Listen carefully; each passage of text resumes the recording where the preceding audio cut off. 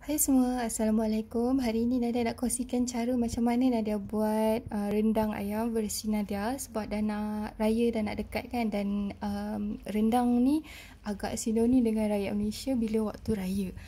Dan resepi yang Nadia nak kongsikan ni sangat-sangat sesuai untuk orang-orang yang tak suka pedas, tak tahan pedas. Boleh masak untuk budak-budak, untuk semua peringkat umur lah. Okey, jom kita tengok macam mana nak buat rendang yang macam ni.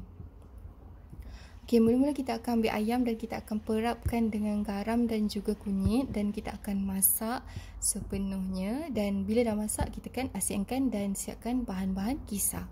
Okay, untuk bahan-bahan kisar kita perlukan 1 mangkuk cili kering yang kita dah rendam dengan air, sebab untuk lembutkan cili kering tu sebelum kita kisar. Dan sebenarnya cili kering ni banyak, dia akan menghasilkan 1 mangkuk cili kisar, tapi Nadia biasa memang buat lebih untuk Nadia simpan next time bila Nadia nak masak dah ada. Dan kita akan campurkan dengan air dan juga minyak.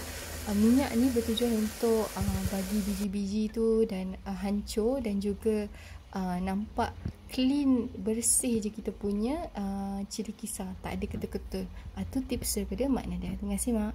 Okey, lepas tu kita akan ambil bawang besar, dalam 3 biji bawang besar, dan kita akan belah 4 je sebab kita akan kisar bawang ni, dan kita kena belah 4 sebab nanti kalau masuk dekat dalam blender yang comel macam blender Nadia ni, nanti masuk besar-besar dia tak boleh nak blend, so kena potong kecil sikit.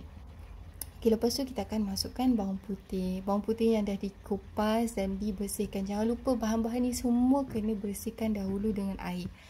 Dan kita akan masukkan 15 tangkai cili hijau. Cili hijau ni adalah pilihan. Kalau sesiapa yang tak ada pun tak apa. Jadi kalau tak ada, lebihkan sedikit cili merah ni. Okey, dan cili merah, cili kisar lah. Cili kisar ni kita pakai 3 je sebab resepi ni 3 sudu besar je sebab kita tak nak pedas sangat. Dan bila kisar kita akan dapat adunan yang cantik macam tu. Okey, lepas tu kita akan ambil serai. Serai ni pun sama, jangan lupa bersihkan, dan kita akan potong hujung serai tu. Kita akan buang bahagian hujung dia lah. Dan lepas tu kita akan potong kecil sebab serai ni panjang kan dan tak muat dekat dalam pengisar, so senang untuk kita kisar nanti.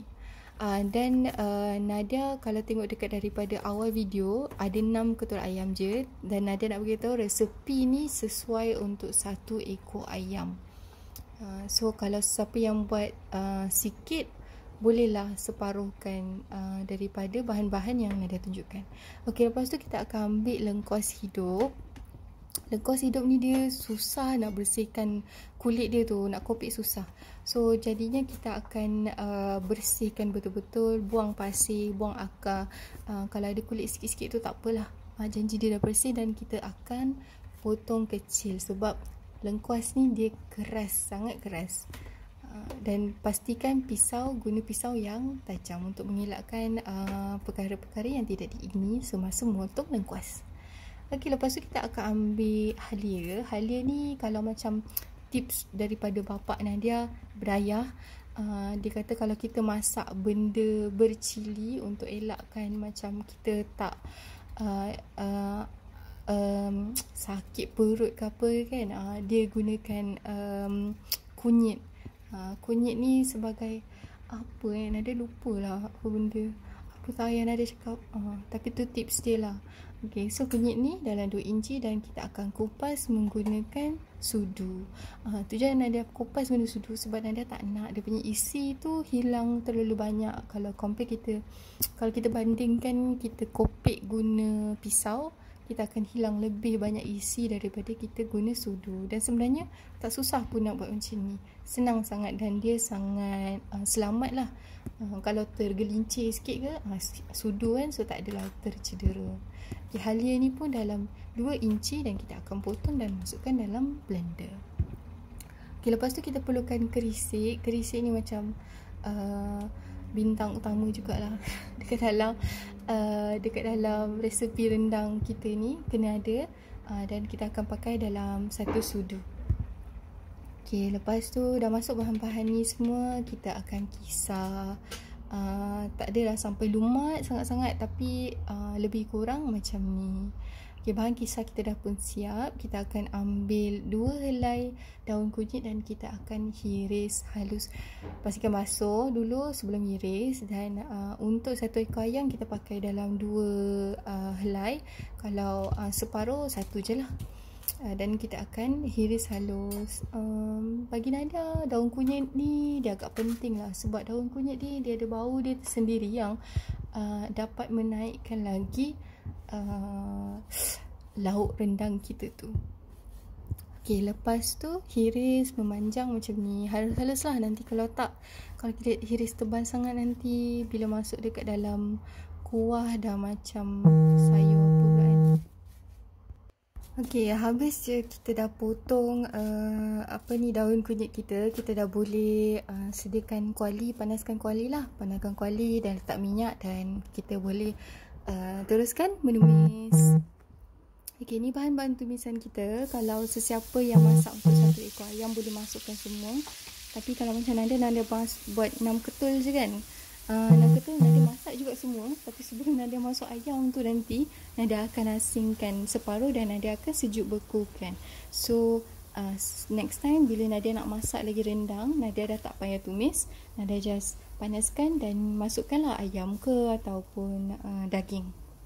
Okey, bila kita tumis, kita tengok kita punya tumisan tu dah kering, kita akan masukkan air dan kita akan ulang benda yang sama sebanyak 3 kali. Lepas tu, sementara nak tunggu kuah dia kering, kita bolehlah tutup kejap sebab nanti kuah dia macam merecik-recik kan. Dan tujuan Nadia masak kuah rendang ni, maknanya tumis, tunggu kering, masukkan air, ulang 3 kali adalah untuk memastikan cili yang kita gunakan dan bahan-bahan yang kita gunakan ni betul-betul masak, betul-betul pecah minyak. Sebab bagi Nadia kalau masakan yang perlukan tumisan ni, kita kena betul-betul masak lah. Kalau kita ala kadar je nanti boleh sakit perut. Okay, so macam ni kan dia dah kering balik kan. Kita akan masukkan air lagi lah. Okay, lepas tu time ni dia dah pecah minyak. Lepas tu Nadia kan, sebab Nadia pakai sikit je, masak untuk dalam ketul, Nadia asingkan dalam 3 sendok kuah ni. Nadia asingkan ke tepi untuk disejuk bekukan. Okey, lepas kita dah asingkan, kita boleh perasakan kita punya kuah ni dengan garam dan juga gula. Gula tu boleh masukkan 1 je, tapi Nadia suka manis sedikit. So Nadia masukkan 2 sudu besar. Okey, lepas tu bila kita dah gaul-gaul ni, kita akan masukkan kita punya ayam lah untuk dan kalau sesiapa yang tak goreng ayam dulu, bila masukkan ayam yang mentah dekat dalam ni, boleh tambah dalam 1 cawan air supaya dan tutup kita punya ayam dan kuah ni supaya bagi dia masak betul-betul.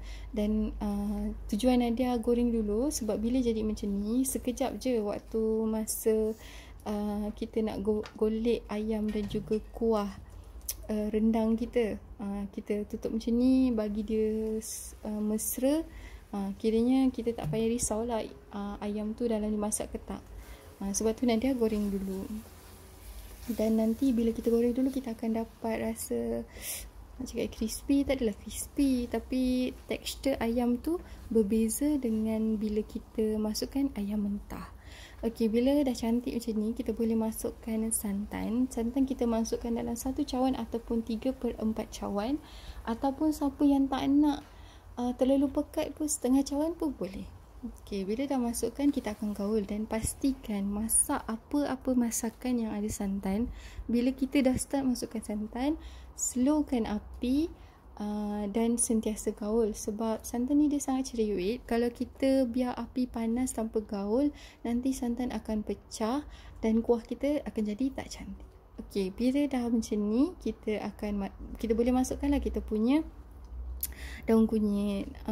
Sebenarnya kan Nadia tu tinggal 1 bahan, iaitu asam keping. Jangan lupa masukkan asam keping, 1 asam keping dan gaul-gaul. Dan ayam rendang kita dah pun siap.